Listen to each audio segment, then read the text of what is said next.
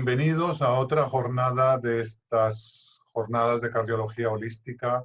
Yo tengo el enorme placer de compartir pantalla con un maestro, con alguien que está también presente, que también tiene el calificativo de maestro en un campo en el que son expertos y que yo creo que en la medicina occidental, en el mundo de la cardiología, tenemos que aprender estas cosas. Nos acompaña Yves Requena, el doctor Yves Requena. Os cuento un resumen de su currículum y al final os invitaré a que os metáis en su página web para ver la extensión de su currículum. El doctor Requena es médico especializado en acupuntura, lleva años en esto, su tesis doctoral fue hecha en Marsella en 1974 y fue pionero en la acupuntura en la gastroenterología gracias a esa tesis. En 1975 describe su tratamiento para dejar de fumar con 2 agujas en una sola sesión y eso dio pie a un ensayo clínico con más de 1.353 casos que fue publicado. Es autor de una enciclopedia médica de 1.500 páginas en 3 volúmenes donde habla de la medicina china, de la acupuntura. En 1983 descubre el Qigong y empieza un camino que le lleva a trabajar con especialistas de Harvard, investigadores de Harvard en este campo, en el Qigong. En 1989 funda la primera escuela europea de Qigong, es autor de numerosos libros, entre ellos Qigong, la gimnasia de la gente feliz.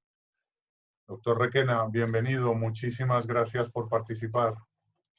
Gracias, buen día. Y también está con nosotros Jean-Luc Riem. Jean-Luc es licenciado en INEF, en el manejo del ocio y del tiempo libre, por la Universidad de Marc-Bloch, en Estrasburgo, perdonáis mi francés, la Universidad del Mediterráneo en Marsella. Actualmente es el director del Instituto Internacional de Qigong en España y está aquí para reforzar las ideas, para ser de traductor si en algún momento hiciera falta, pero el doctor Requena habla español perfectamente. Buenas tardes, Sergio. Muchas gracias, Jean-Luc. Empecemos directamente instruyendo a la gente. Sabéis que esto es para público en general.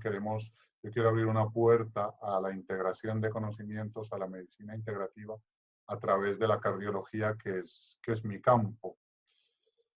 Si queremos introducir de alguna manera o enseñar a la gente dónde están las diferencias entre lo que se llama generalmente medicina china, medicina tradicional china, y medicina occidental, ¿cuál sería la primera introducción para esta charla?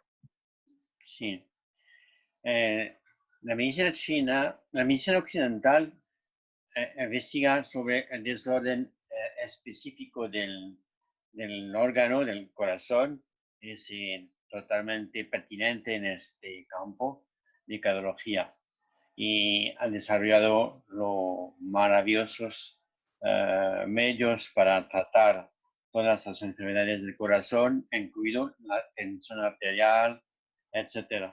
La medicina china es una medicina más global, considerando el individuo en su totalidad, en su environnement. Con su entorno también. Sí, voilà, su entorno. Y hace un diagnóstico diferente, pero que se cruce con el diagnóstico occidental. Entonces son medios complementarios para tratar a una persona. La medicina china va también a enfocar más sobre el aspecto psicosomático de la persona, en sus emociones. Y la medicina china contiene no solamente la acupuntura para tratar de manera específica los desórdenes cardiovasculares, pero también técnicas como el Qigong para maestrar las emociones y calmar la sensación de estrés que pueden estar con el origen del desorden y de la enfermedad. ¿Cómo hacemos, y esta espero que no sea una pregunta políticamente incorrecta, sino más bien al revés? En España hemos tenido últimamente rótulos para la gente que practica la acupuntura y la medicina china, les han rotulado de pseudoterapias. Es decir, se ha puesto en tela de juicio por algunas autoridades la eficacia de la medicina china como parte de, digamos, de las herramientas terapéuticas que puede tener un médico. ¿Hay evidencia científica? Y entendedme la pregunta, ¿hay evidencia científica de esto que lleva milenios en el planeta? Sí, hay pruebas científicas en varios campos de las especialidades y también como la psiquiatría, el cáncer, la cancerología, la gastroenterología, etcétera, pero también cardiovascular. Y aquí tenemos una pequeña cosas de estudios sobre la parte eficaz y terapéutica de la acupuntura, por ejemplo, o en el Qigong, en el campo de la cardiología. Como sabéis, es muy importante, los cardiólogos hacemos mucho caso a la hora de la prevención a los factores de riesgo. ¿Cuál es la forma por la que, hablando por ejemplo del tabaquismo, que es uno de los grandes factores de riesgo que llevan a enfermedad cardiovascular, a infarto, a ictus y a muchas otras enfermedades, cuál es el mecanismo por el cual la acupuntura ayuda a dejar de fumar? Sí, en el año 1997 como lo has comentado, yo descubrí un método para dejar de fumar con una sola sesión en dos puntos de acupuntura. Y estos puntos, actúan sobre el sistema límbico y el mesencéfalo a través de tres mecanismos diferentes, como el trigemini, el trigeminal nervo, el simpático endonasal y el nervo olfacto también. Los tres mensajes nervio van a un lugar precisamente donde se pone la adicción con la droga. Y casi funciona como el antiguo medicamento Sivan, pero sin los efectos negativos que han dejado el método. Y es una sola sesión, hasta dos. Y la gente salen y después comentan que no tienen más la dependencia y el síntoma de adicción y la falta. ¿De qué Y dependería? al tiempo de hoy, yo he tratado 25,000 personas, Que se dice enseñando pronto. mi método en Medio Oriente, como en América, en Sudamérica, Europa, España, Portugal, en todas partes del mundo, porque el método está tanto eficaz que la gente quiere estudiarlo. Yeah. Depende de que el paciente tenga confianza o independientemente de que el paciente crea o no crea, hay un mecanismo que va a la adicción. La única cosa que falta es que la persona quiere dejar de fumar. No podemos cortar el cigarrillo sin la aprobación de la persona.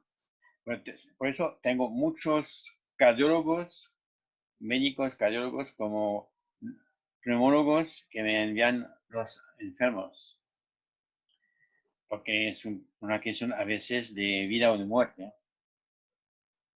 Si no dejan de fumar, bueno, el pronóstico es peyorativo. Bien, muy bien.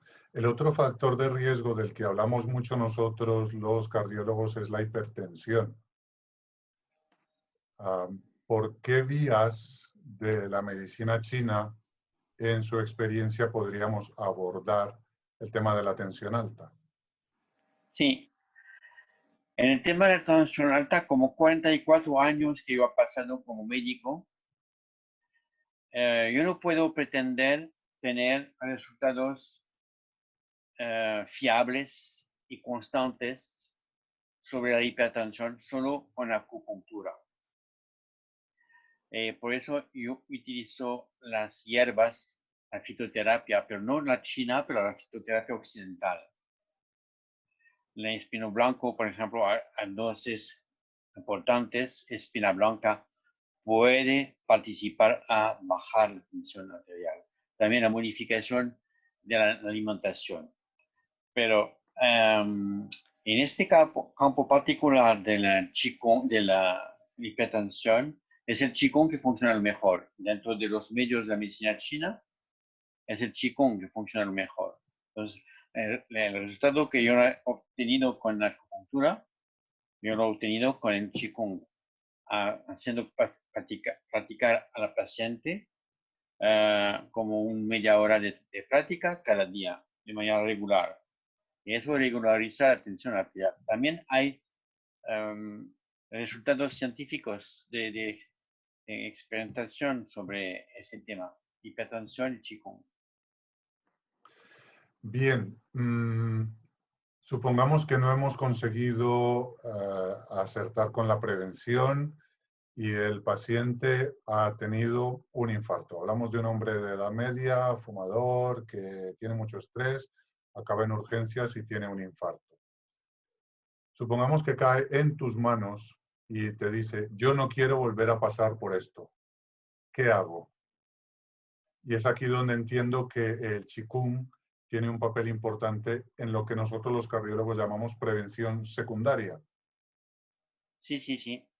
De la época de 89 hay una delegación de cardiólogos americanos, un mundial, de todos los países, iniciado por el laboratorio Merck Sharp & Dohme en China, y los chinos han demostrado los papeles de una recerca sobre hipertensión arterial y Qigong, acupuntura y infarto de la recuperación del infarto con acupuntura también.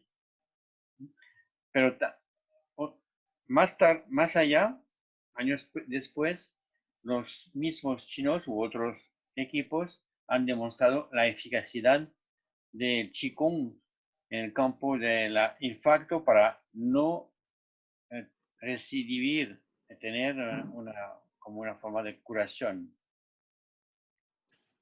Y podríamos hablar lo mismo con el ictus, es decir, el infarto cerebral, no tanto de corazón, sino ya los problemas arriba, en el cerebro. En el campo de eso, hay dos cosas interesantes. Además de la acupuntura, hay los masajes Tuina, que son masajes que son sobre los recorridos de los meridianos y también en la cara, en el cerebro. Hay también en la acupuntura cráneo cerebral, sí, se llama, con zonas superficiales. Y el Qigong o el Tai Chi participan a la reeducación de manera fenomenal.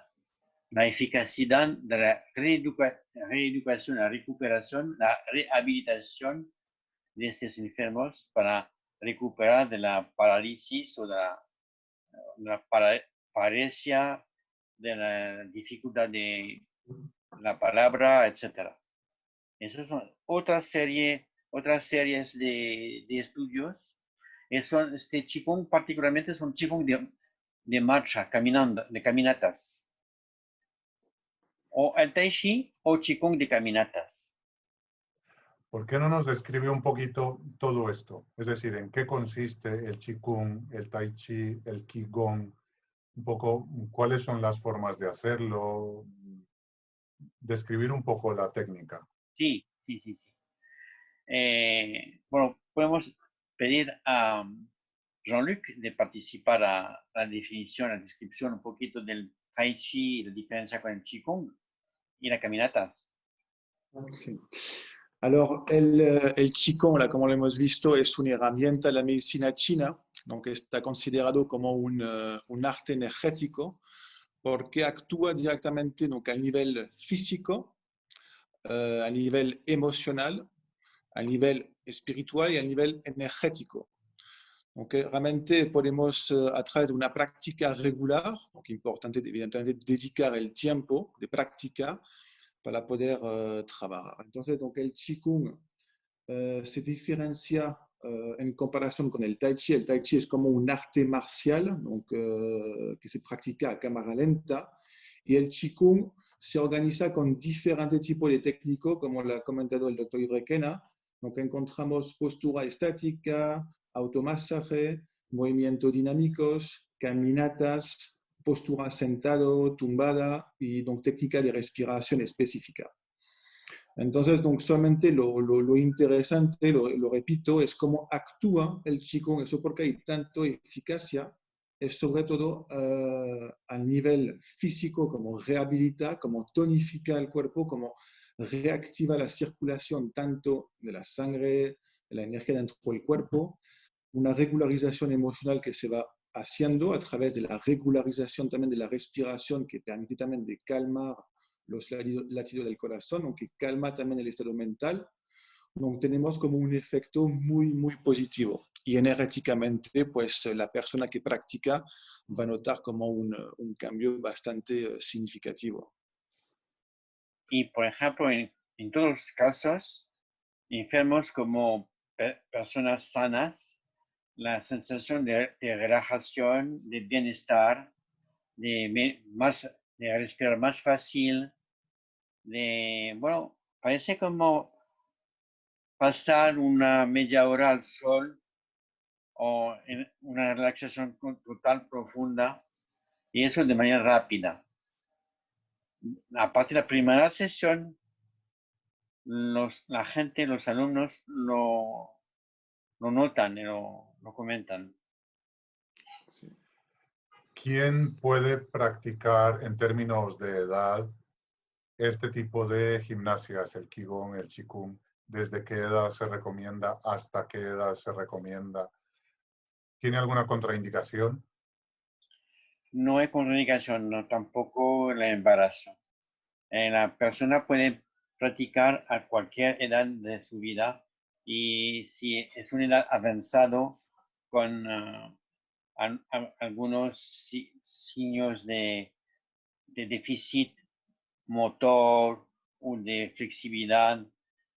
Por una parte, practicando el Qigong de manera regular, esta flexibilidad se recupera por una parte y el dolor de las articulaciones disminuye. Entonces es una gimnasia perfectamente adaptada a la gente de tercera edad.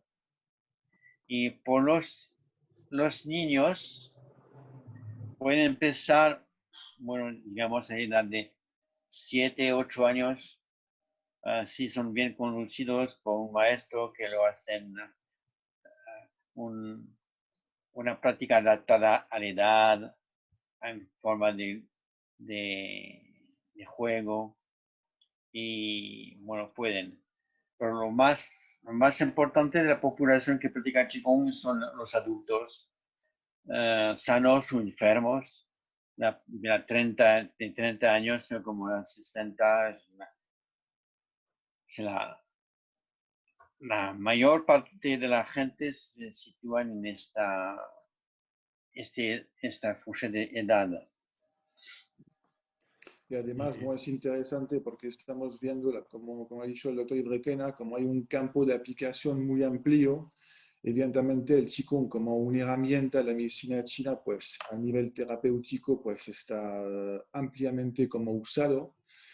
Después lo encontramos también como un complemento para deportista, que lo usa como una práctica para prevención de lesión y para recuperación de postactividad. Lo encontramos mucho en el entorno asociativo, donc también, donc, sobre todo por las personas mayores, por las asociaciones también de fibromialgia o también de Alzheimer, Parkinson, también realmente es como tiene un campo de aplicación bastante amplio que cada vez más hay cada vez más como adeptos, incluso va entrando también en el campo como empresarial, en el campo educativo, lo que es por justamente su adaptación fácil, sus movimientos, sus técnicas que son fáciles y que cada uno después puede aprender y practicar también por su cuenta. Donc, realmente es una práctica totalmente accesible a un público muy amplio. Fenomenal. Hablemos un poquito de la formación requerida para poder ser, digamos, maestro o alguien que usa la terapia. ¿Cómo se puede formar a alguien? Es decir, para hacer esto tienes que ser médico, tienes que tener alguna carrera.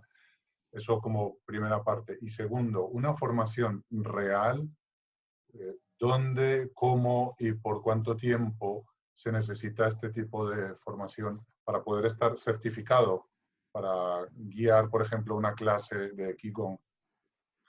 Sí, en Francia yo he hecho la primera escuela y después todas las escuelas posteriores de Alemania, de España, de Suiza, han seguido el mismo protocolo de formación como de 3 años.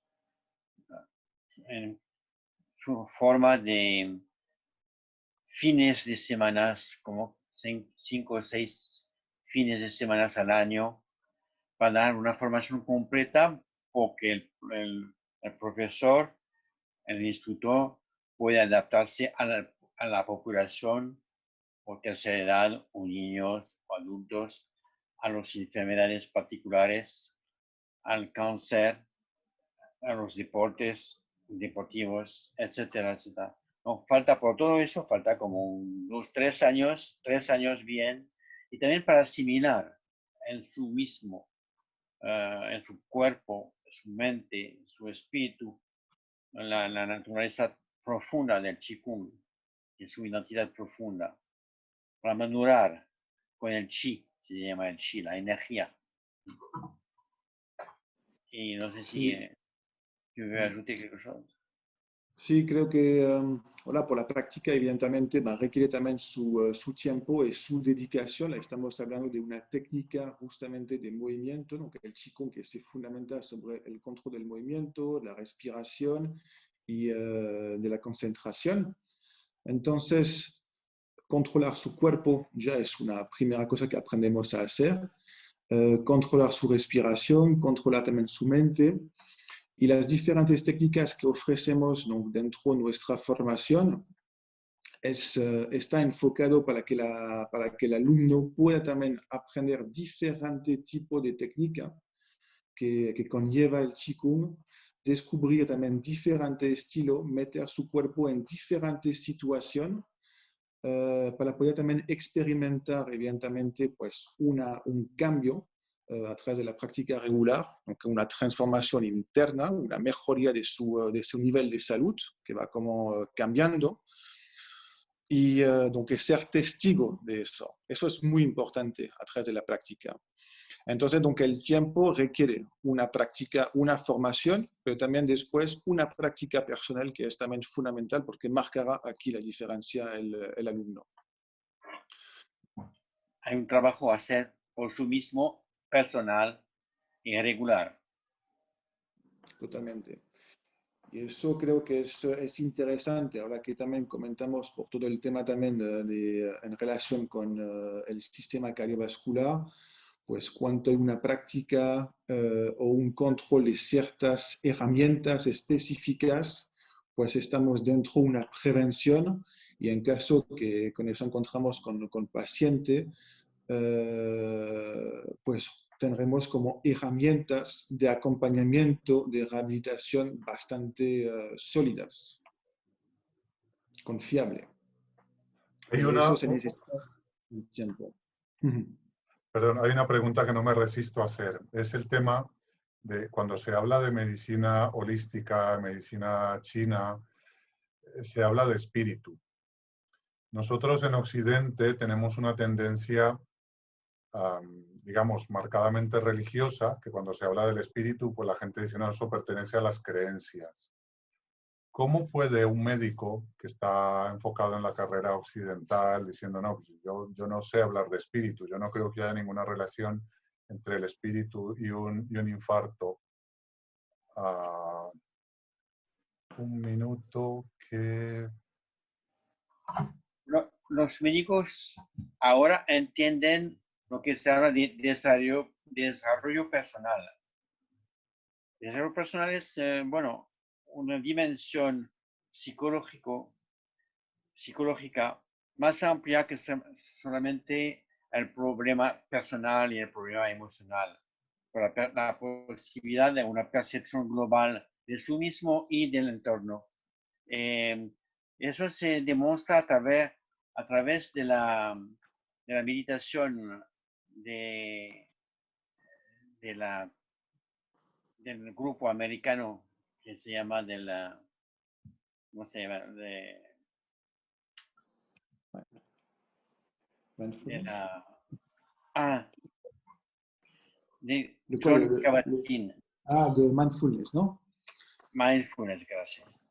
Y eso han entrado en todos los medios de la sociedad moderna, de los científicos, como de las empresas, como de los médicos, como de los psiquiatras. Eso de esta manera hablamos nosotros de espiritualidad, de una práctica que trasciende solo la dimensión estricta de la persona, de la psicología personal. ¿Tu peux ajouter quelque chose? Sí, sí, no, creo que también es interesante cuando hablamos de esta dimensión espiritual, cuando justamente nos enfrentamos a un paciente. También calificamos también el espíritu, es como si va evolucionando a lo largo de la vida. Entonces es como ser consciente, un poco conocer la edad, evidentemente, del paciente, porque su etapa de desarrollo, de crecimiento, va a ser como una forma de poder trabajar en el momento en el cual la persona viene, o tanto en la formación o cuando a una consulta, ¿no? De acupuntura o de Qigong. Entonces, también eso, cuanto el espíritu o la parte espiritual, también nos referimos también mucho también a esta parte de la vida, que es que encontramos también en medicina china con las diferentes etapas, ¿no? De 7, 8 años, que son bastante interesantes y que corresponde a una parte también de desarrollo también de la persona. Y ahí hay cosas interesantes también que van saliendo. Sí, para el escéptico que dice, o en lo que en nuestra corriente sería el ateo, dice, yo creo que, a ver, no hay espíritu, somos un cuerpo y este cuerpo envejece y muere y ya está. Puede haber ahí, digamos, un bloqueo en el propio terapeuta. Es decir, si yo de entrada ya no concibo la idea de espíritu, pues nunca podré encontrar el beneficio de la medicina china, salvo en las cosas energéticas del puro cuerpo físico. Sí. Hay una cosa muy interesante que voy a tomar este ejemplo porque cuando hablamos del espíritu siempre hacemos también una referencia, ¿no? Como podemos hablar también de Víctor Hugo que dice que los ojos es como el espejo del alma, ¿no? O se puede también ver el espíritu de la persona, su fuerza, su alegría o cualquier emoción realmente transpira a través de los ojos. Tuvo la experiencia de poder como ver una persona que falleció como recientemente. Es increíble de poder justamente asistir a un cuerpo inerto y ver esta diferencia entre un individuo que está animado por una fuerza y que eso se va viendo. No podemos realmente ver, eso no podemos como decir que no existe, que no hay, porque una cosa inerta, el espíritu que se manifiesta en los ojos, y una persona justamente que está como fuera de vida, pues no se manifiesta su espíritu dentro de su cuerpo. Y eso es una cosa que es totalmente tangible y visible realmente. No hay como, no se puede como decir que no existe, desde mi punto de vista, con este ejemplo. Sí, esto es muy interesante y esto es fuente de salud a muchos niveles. Como luego tendremos a Carlos desde Argentina, creo que podemos ir cerrando la parte de España, Francia. Si alguien en España o en Latinoamérica que ve estas sesiones se interesa, bien sea en la formación para él mismo practicarlo y enseñarlo, o para aprovecharlo como practicante, ¿a dónde lo mandaríais? ¿Datos, páginas web? Pues tenemos Yves, ya hay la página, donc la escuela madre que se encuentra con el doctor Yves Requena en Francia. Donc Yves, ¿no? Los tres Sí, sí, sí. W, Es I, E, IEQG.com, Sí, la página. lo pondremos aquí. IEQG, que es el Instituto Europeo, Institut Européen de Qigong, donc en Francia. Después la sede que se encuentra en España, que es el Instituto Internacional de Qigong, que es www.iiqg.com. Después en Argentina también. La rama Argentina, la rama España. España. Y después, bueno, evidentemente, como hemos hablado de campo de aplicación, hemos sacado también con una universidad la Facultad de Medicina de Extremadura en Badajoz, como un posgrado. También eso es un pequeño paso también en cuanto a el desarrollo del Qigong, su aceptación, su democratización y como formación complementaria en el bienestar, que puede ser una formación ideal complementaria por todos los médicos, como lo que hace el doctor Yves Requena en Francia, para fisioterapeuta, para osteopata, para profesor de educación física, psicólogos. Realmente es una formación bastante sólida que permite también que ofrece además unos puntos para poder presentarse a una oposición, pero también que te da una ventana sobre cómo prevenir tu salud, cómo mejorar finalmente tu nivel de vida. En ese sentido, o tu nivel de salud, vamos a decir. Yo en estas jornadas estoy haciendo una pregunta a todos los ponentes y os la voy a hacer a vosotros dos. Estamos a las puertas del siglo XXI y parte de lo que pretende estas jornadas es recuperar la salud. Venimos de un siglo en el que la raza humana ha estado muy enferma. Ha habido una proliferación de cáncer, de enfermedad autoinmune, de enfermedad cardiovascular a niveles que yo creo que no habían existido nunca. Doctor Requena, si usted tuviera que darle a alguien una recomendación para que en el siglo XXI lleve una vida larga, feliz y sin tener que ir a ningún hospital por nada, por ninguna enfermedad y morir al final de muerte natural, ¿qué recomendación le daría? Algunas. Primero, dejar de fumar. Segundo, bajar el nivel de tomar alcohol sin privación total, pero bajar el nivel. Tercera, modificar un poquito la alimentación y practicar una media hora de Qigong por día. Con una media hora de Qigong por día es suficiente para mantener un buen nivel de salud y de prevención de las enfermedades. Media hora solamente. Sí. Sí, Y creo que... si pedimos más a la gente, bueno, hace un mes y después van a disminuir o abandonar. Si el programa es mínimo, pueden seguir. Si quieren practicar más debidamente, es bien, pero eso no se exige. No, me parece difícil. Oui, Jean-Luc. Pues, mira, creo que podemos poner una pequeña receta muy sencilla, realmente, cuando lo hablamos con Yves, siempre es la misma cosa, es como la dedicación de tiempo. Realmente la receta sería como tiempo. Nos damos cuenta que tanto la felicidad, realmente para uno se necesita dedicar tiempo. La salud es una cosa que podemos tener por genética, por herencia, pero si tenemos que ser algo, tenemos que dedicar tiempo. Hemos buscado una forma de poder como encontrar como un remedio como milagroso, pero no hay. Pero sí, con el tiempo, se dice además entre comillas, como el tiempo cura todo, pero dedicar tiempo cuando la persona se dedica un tiempo para él, para practicar, para observarse, muchos cambios, grandes transformaciones van a manifestarse. Donc, realmente la recomendación sería como tiempo. Dedicar tiempo. Muy bien, doctor Requena, Jean-Luc, ha sido un placer. Muchísimas gracias otra vez por estar aquí en estas jornadas de cardiología holística y hasta otra. Muchísimas gracias.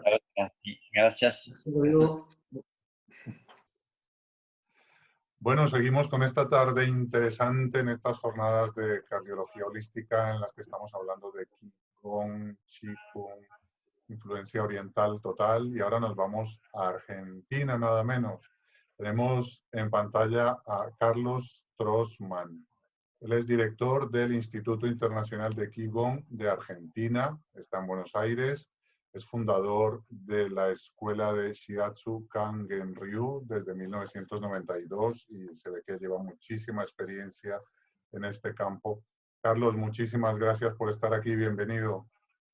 Muchísimas gracias, Sergio, gracias por la invitación y me siento realmente bienvenido.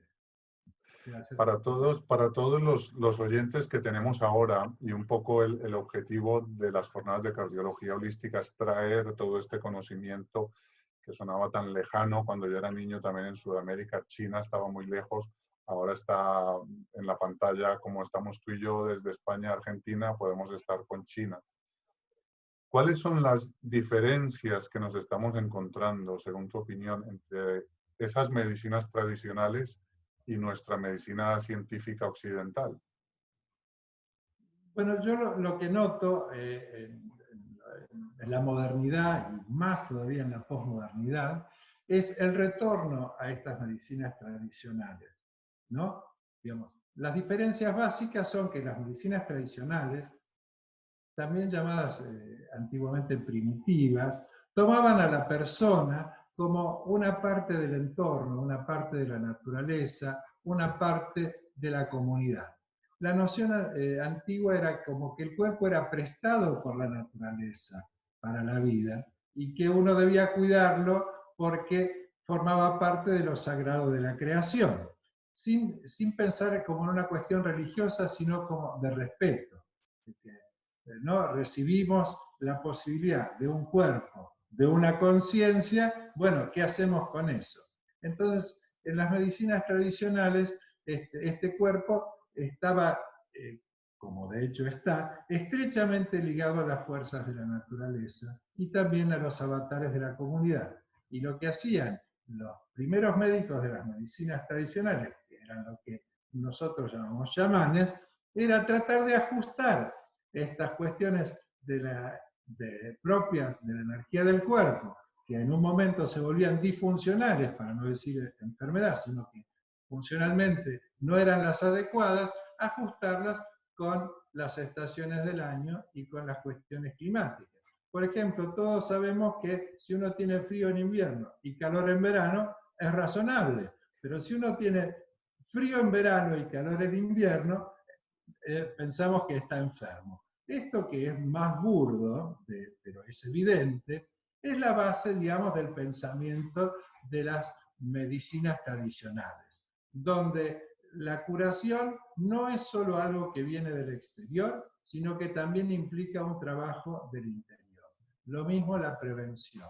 La prevención requiere una conciencia de cómo vivir en consecuencia de acuerdo a los climas, a la hora del día y al propio temperamento. Hay gente que está más despierta y con más energía a la mañana y otros a la noche. En general, los que tienen más energía a la noche les cuesta despertarse. Y los que tienen más energía a la mañana, de noche, están cansados. Bueno, son cuestiones del temperamento que debemos respetar.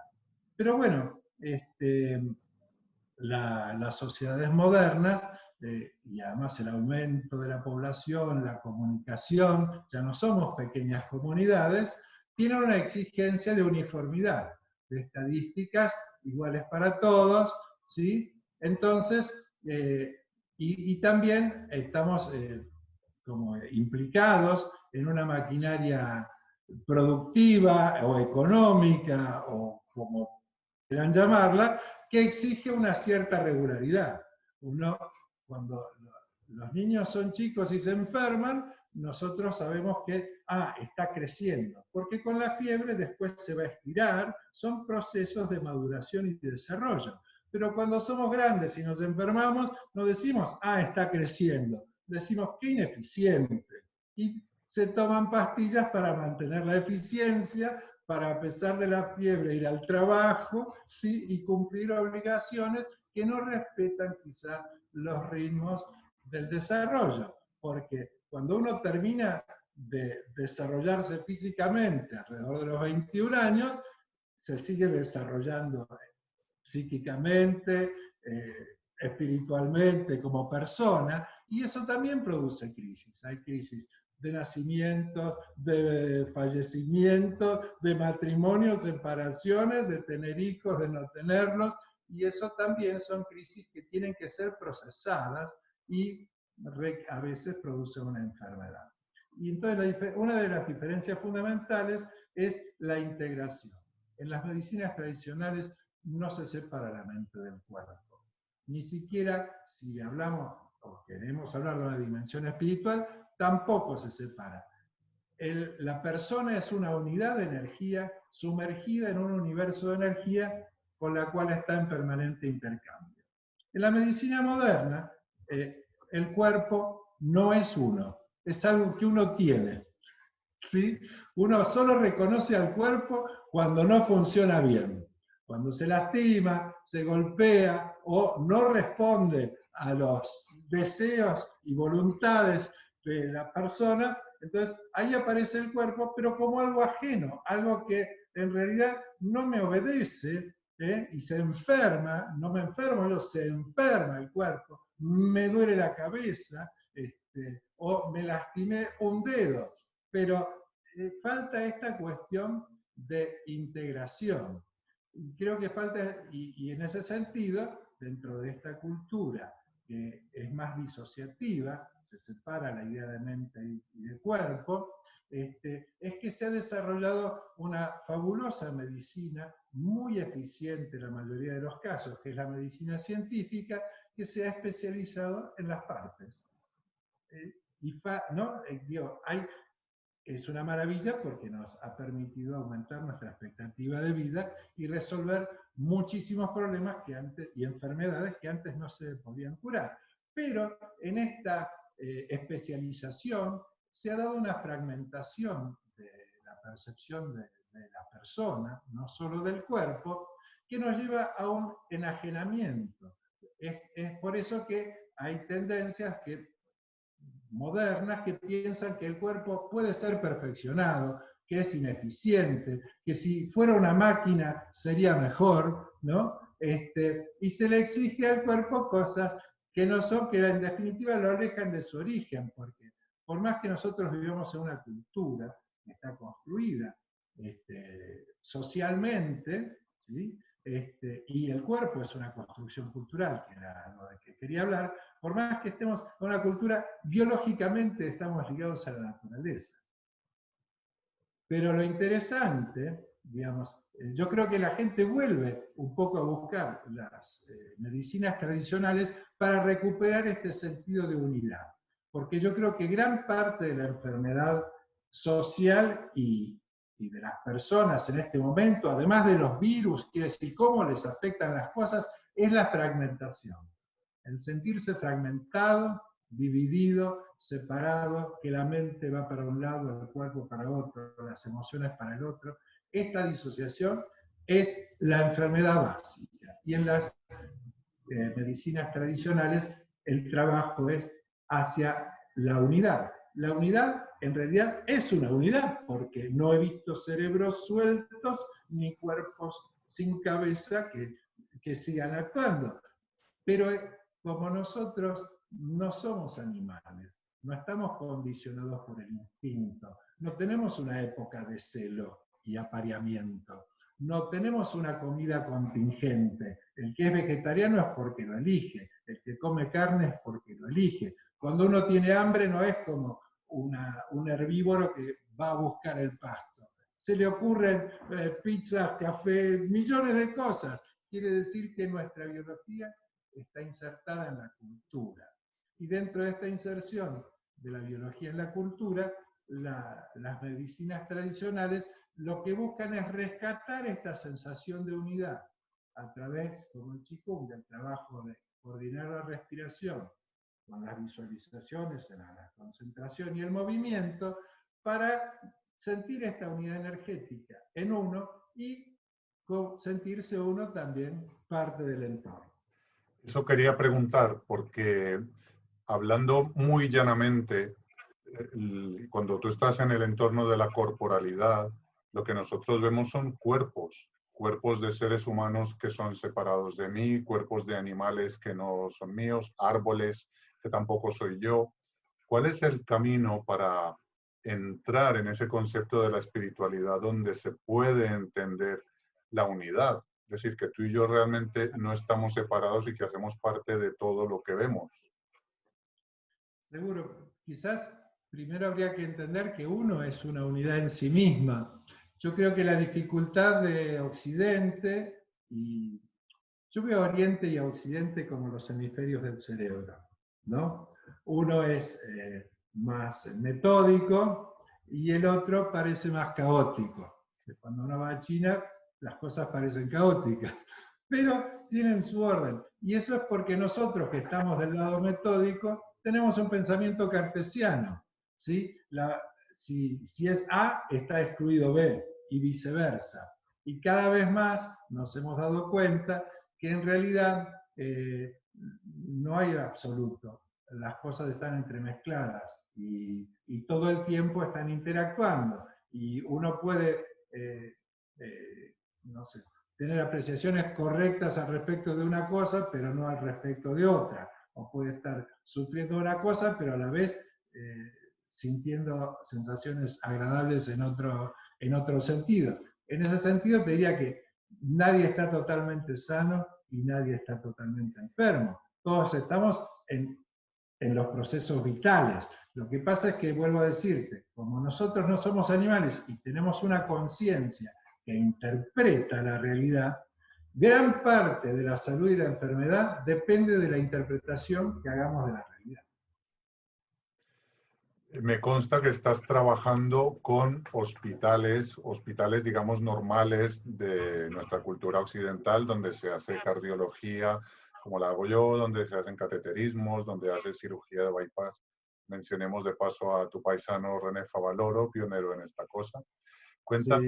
cómo es la experiencia de meter el Qigong, una cosa tan oriental, en hospitales públicos y en hospitales privados en Buenos Aires.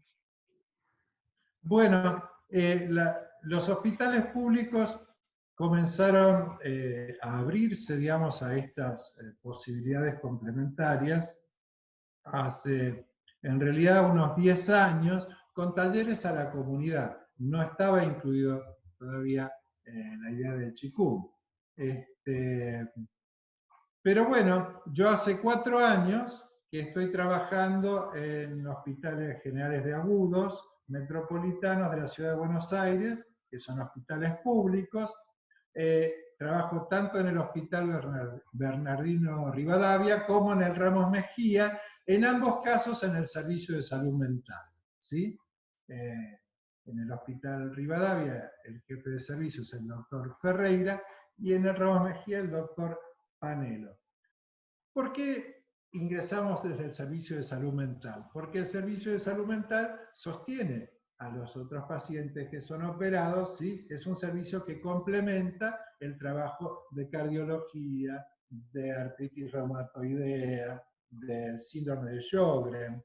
Fíjate que te estoy hablando como de las enfermedades que pueden ser las más complicadas. Justamente en las enfermedades más complicadas es donde la gente se angustia más y necesita recursos que no siempre le puede aportar la medicina, por esto que comentaba que depende también de cómo uno se percibe y percibe el entorno, los resultados también de salud o enfermedad. Es por eso que un día nublado y lluvioso a alguna gente lo deprime y otros dicen, qué día hermoso para la poesía, el amor, ¿sí? Y esa misma persona que le parece hoy hermoso, otro día está con otro ánimo y le parece un día terriblemente malo. Esta subjetividad que nos habita es la que, digamos, yo como psicólogo social trabajé muchísimos años, unos 27 años desde la educación, en la formación de maestros especiales, y actualmente trabajo en hospitales públicos.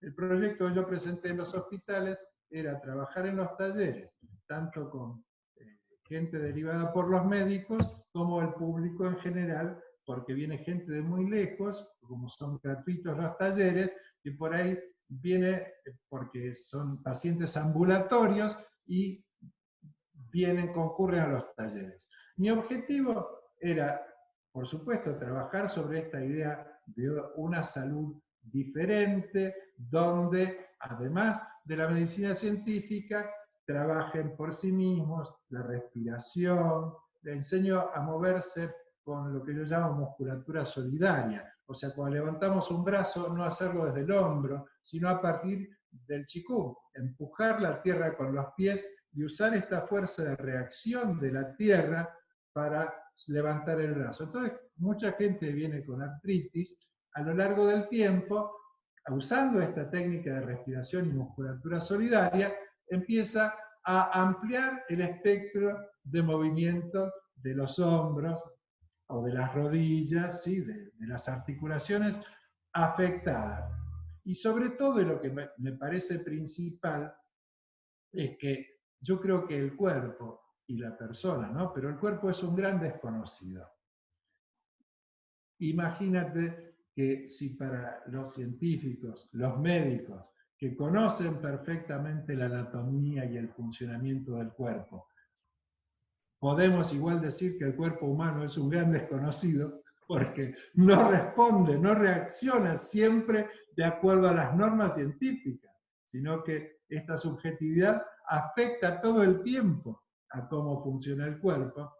Me pareció muy importante ofrecer técnicas a las personas para que ellas puedan actuar sobre su propia salud, ¿no? Para que puedan empoderarse y no ser pacientes, sino actores. Y bien, hay médicos que son más permeables en esta cuestión y otros menos, pero lo importante es que no vamos al choque porque es algo complementario, digamos. No tiene que ver con tomar o no medicamentos, sino con hacer técnicas de respiración y de movimiento repetidamente, asiduamente, y sentirse a ver si uno se siente o no mejor. Y como se van sintiendo mejor, sienten este empoderamiento, esta fuerza de que sí pueden hacer algo para su salud. Entonces tengo en este grupo gente de artritis, gente de oncología, cardíacos, bueno, una infinidad de casos que a lo largo de los años, si bien no hemos hecho un seguimiento formal como para tener las estadísticas, que es lo que voy a hacer próximamente en la unidad coronaria, que ahí sí es un proyecto de investigación, ahora lo comento en todo caso, pero esta gente siente que puede hacer algo, no se siente víctima de las circunstancias, sino que ellos también pueden crear las circunstancias. Me parece fundamental. Yo creo que esa es una de las partes donde la medicina integrativa tiene más que decir y es el gran obstáculo a la hora de impactar en la sociedad, es que la gente le tiene miedo a tomar el control de su salud. estamos acostumbrados, porque los médicos así durante el siglo XX yo creo que lo hemos promovido, es yo soy el médico, usted se calla porque usted no tiene ni idea y yo le digo lo que tiene que hacer. Y ahora queremos cambiar a decir, no, no, necesito tu participación, que es el mensaje que viene de las medicinas tradicionales, necesito que tú controles tus emociones, que tú controles tu pensamiento y yo te puedo acompañar porque eres realmente tú el que se va a curar. Yo no tengo nada que hacer en ti. Eso es un cambio que es muy bonito, es muy interesante verlo. Sí, lo que pasa es que requiere una reeducación. Yo veo que en los jóvenes, también hablamos en general, porque no se puede decir que todo el mundo, ¿no? Si hay algo que tiene el ser humano es la singularidad, ¿no? Pero bueno, veo que en los jóvenes empieza a haber más conciencia en cuanto al tema ecológico, la ecología necesariamente incluye al cuerpo, y yo creo que la ecología es un concepto más ligado a las medicinas tradicionales, porque requiere cómo te tratas tú, cómo tratas al medio ambiente, ahí empieza a retornar la responsabilidad por el entorno, digamos, ¿no? No es solo que consumimos lo que nos posibilita la sociedad, sino que, bueno, ser responsables.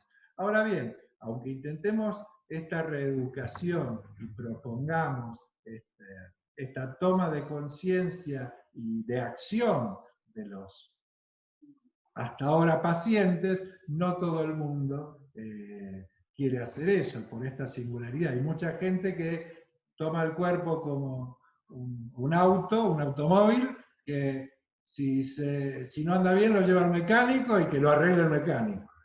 Sí. ¿Cuál es el plan que tienes con la unidad coronaria? Bien, en el Hospital Ramos Mejía, justo a fines del año pasado, nos reunimos con el doctor Panelo, el jefe de Servicio de Salud Mental, y el jefe de unidad coronaria, y porque ellos me convocaron para hacer Qigong con los pacientes que están internados en unidad coronaria, que están postrados. Entonces fui a ver en qué estado estaban los pacientes, hice como una evaluación de con qué tipo de pacientes de todos ellos podíamos trabajar, y mi propuesta fue trabajar con ellos en coronaria. Cuando ya pasan a la sala intermedia, continuar trabajando con ellos, y cuando los externan, también que vinieran a los talleres de Qigong.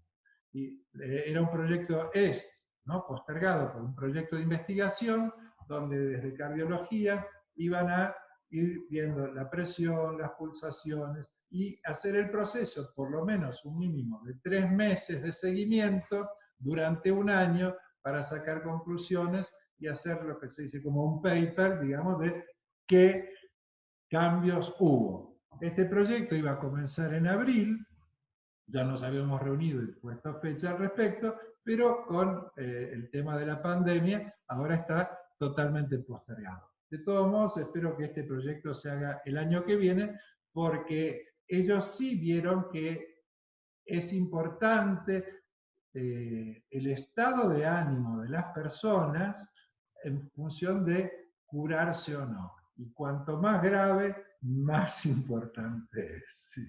Para que nos entiendan los que nos están viendo, ¿qué tipo de paciente hay en esa unidad coronaria? ¿Te refieres a después de cirugía cardíaca, después de infarto, después de cateterismos? Exacto. Después de cirugía cardíaca, después de infartos.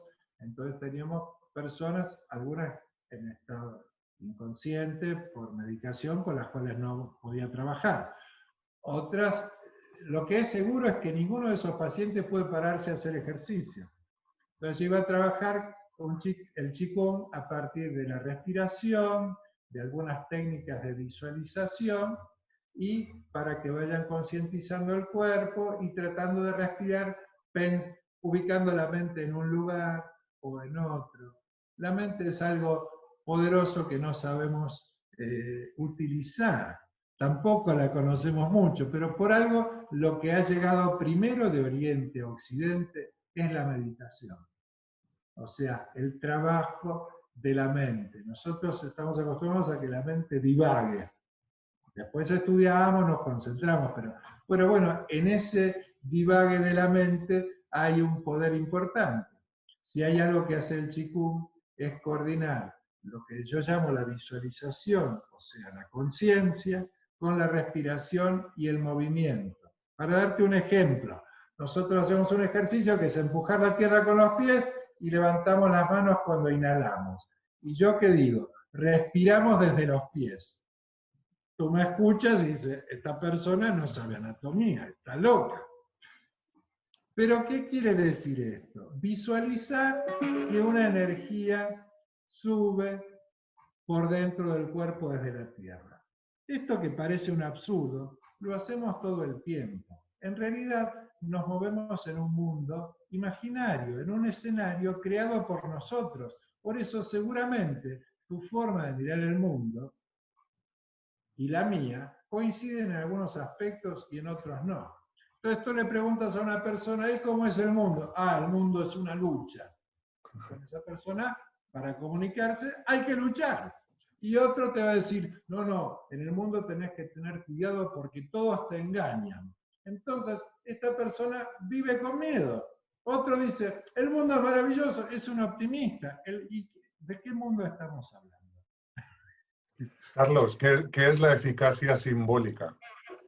Bien, la eficacia simbólica es algo que figura en el capítulo 2 de Antropología Estructural que escribió Lévi-Strauss. Lévi-Strauss ahí habla de las culturas llamadas primitivas, que tienen que ver con las medicinas tradicionales y las medicinas chamánicas, donde era necesario para que las personas de la tribu, de la comunidad, se curaran, que entendieran de acuerdo a la simbología y a la mitología de ese pueblo qué proceso estaban viviendo. Entonces, la eficacia simbólica, que tenía que ver con la capacidad curativa que emanaba del chamán, era que el chamán cumpliera el ritual correcto de una forma que la persona comprendiera lo que estaba pasando y desde su mente, su voluntad, se ajustara a la naturaleza para salir de ese estado. Por supuesto, le aplicaba también sus medicinas, sus hierbas y todo eso. Pero esto nos lleva al tema de los trasplantes.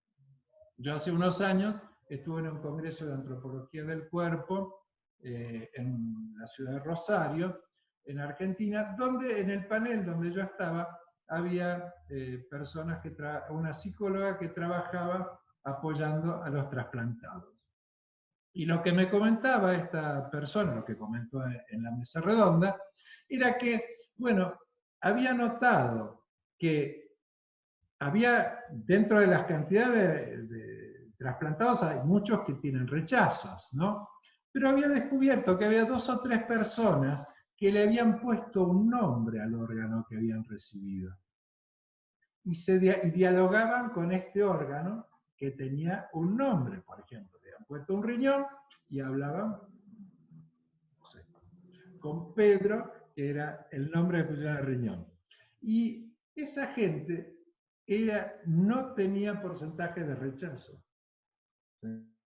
¿Entienden? ¿Por qué? Porque nosotros, para las personas, para los sujetos, una parte de otra persona es una persona. ¿Sí? Uno ve un dedo y no, en la calle, suponete que pasa un desastre, uno ve un dedo y lo que ve es una persona, no es un dedo, porque sabemos que es humano. Entonces la gente que recibe un trasplante, por ejemplo, de corazón, sabe que es de otra persona. ¿Cómo elaborar eso?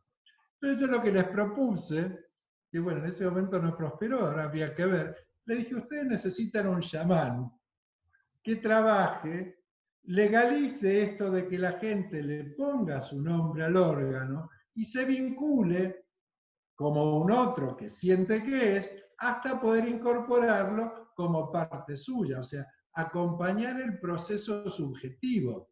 El corazón no es un pedazo de carne, como se entiende, no es que uno trasplanta solo sí, como un pedazo de carne que cumple una función. Trasplanta algo que es significativo para la persona. sobre todo el corazón, que para nosotros, en la cultura nuestra, es la sede de las emociones, del amor, de los sentimientos. Entonces, la importancia que cobra es mayúscula. Y si viene de otro, si no lo hago propio, voy a estar todo el tiempo en una escindido, y eso provoca muchas veces el rechazo orgánico. Eso es un campo muy bonito, en el de la relación entre las emociones y la manifestación orgánica de esas emociones, que se está trabajando mucho hoy en día, y es, yo creo que, herencia de culturas orientales, de no diferenciar las emociones del cuerpo físico. Seguramente sí, y a lo mejor indagando en lo profundo de la historia de cada país, de cada región, creo que ha sido lo más primitivo, lo más original. Que bueno, después, así como el tiempo, antes era el día y la noche, ahora son nanosegundos y vaya a saber qué más, ¿no? La cultura ha avanzado, se especializa, compartimenta y pierde de vista la idea de unidad. Yo creo que por eso el mundo y las personas están volviendo, sobre todo a la medicina china, al tai chi o al yoga, a estas culturas ancestrales o medicinas tradicionales donde se trabaja la idea de unidad, ¿no? La percepción de la unidad. Carlos, una pregunta final que le hago a todos los ponentes. Estamos en los años 20, es decir, somos los que viven el comienzo del siglo XXI. En una frase larga, ¿qué le recomiendas tú a la gente que viene a vivir el siglo XXI para que tengan una vida larga, feliz, sin tener que pasar por un hospital nunca y morirse de viejos de muerte natural? Bueno, lo primero que les deseo es mucha suerte, porque no todo depende de la voluntad, es algo que es muy difícil de aprender también, ¿no? Que estamos sujetos a la incertidumbre. Y lo segundo es siempre tratar de ver cómo uno se siente, no que te cuenten cómo te tenés que sentir, sino cómo uno se siente. Y para sentirse hay que respirar más profundo, a veces hay que darse tiempo, parar y respirar. Y si tomamos lo de las medicinas tradicionales y las culturas primitivas, pararse en la tierra, sentir el cielo sobre las cabezas, sentir el entorno, respirar y estar atento siempre a qué efecto nos produce cada circunstancia. Y bueno, y cuando las circunstancias no nos producen un efecto que nosotros consideramos saludable, bueno, ver qué podemos hacer con eso. Siempre es necesario recurrir, cuando hay alguna enfermedad, consultar a los médicos. Eso no hay que dejarlo de lado de ningún modo. Pero sí tratar de tomar las decisiones conjuntas. Junto con lo que nos ofrece el médico, bueno, ver qué tenemos que hacer nosotros. Porque la enfermedad es el resultado de un proceso, no es algo que aparece en el momento. Entonces, no lo podemos querer curar solo con una pastilla instantáneamente. Salir de una enfermedad es un proceso, y para eso hay que ser protagonista. Y como decía, en la vida no estamos totalmente sanos ni totalmente enfermos, estamos como en procesos de maduración y desarrollo. Creo que sentirse nos hace reconocer que uno tiene un proceso. No somos siempre adultos, hemos sido niños, seremos viejos. Son los procesos de la vida. Aceptar estos procesos, respirar y sentirlos es lo que nos va a mantener en buena salud. Practicar Qigong, por supuesto. Carlos Trossmann, director del Instituto Internacional de Qigong desde Buenos Aires, Argentina. Ha sido un placer. Muchas gracias por dedicarnos a este ratito y hasta la próxima. Muchas gracias. Muchísimas gracias, Sergio. Ha sido un placer compartir contigo y sí, espero que haya una próxima. Gracias a todos. Adiós, gracias. Adiós.